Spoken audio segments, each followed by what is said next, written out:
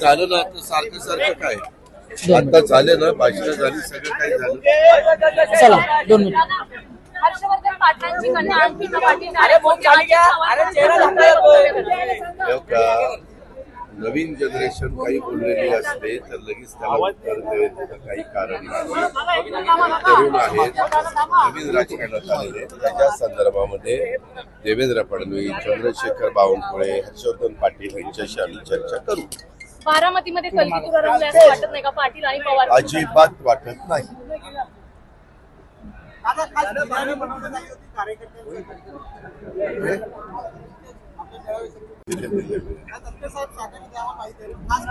पण मग त्याच्यामुळे मला पण शाकाहारीच मिळालं ना.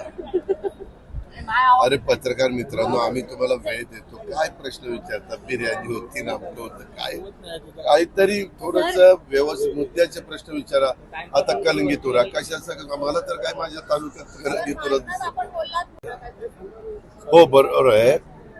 8 लाखापर्यंत ज्या आईवडिलांचं उत्पन्न आहे आपल्या महाराष्ट्रामध्ये मुलींना नेहमीच प्राधान्य देण्याचा प्रयत्न केलाय. कारण पुरोगामी विचाराचा हा महाराष्ट्र आहे. शाहू फुले आंबेडकरांच्या विचारांनी चालणारा हा महाराष्ट्र आहे.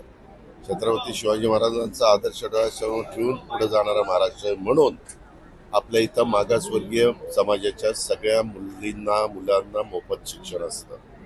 आदिवासी समाजाच्या सगळ्या मुलांना मुलींना मोफत शिक्षण असतं. परंतु समाजातला एक असा घटक आहे की त्या घटकामध्ये देखील गरीब वर्ग असतो.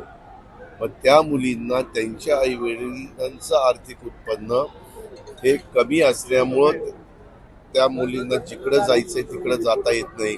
समजा मेडिकल किंवा कुठल्याही शिक्षणाच्या बद्दल. आता आम्ही निर्णय घेतला की ह्याला काही 1000 कोटी रुपये लागणार आहे.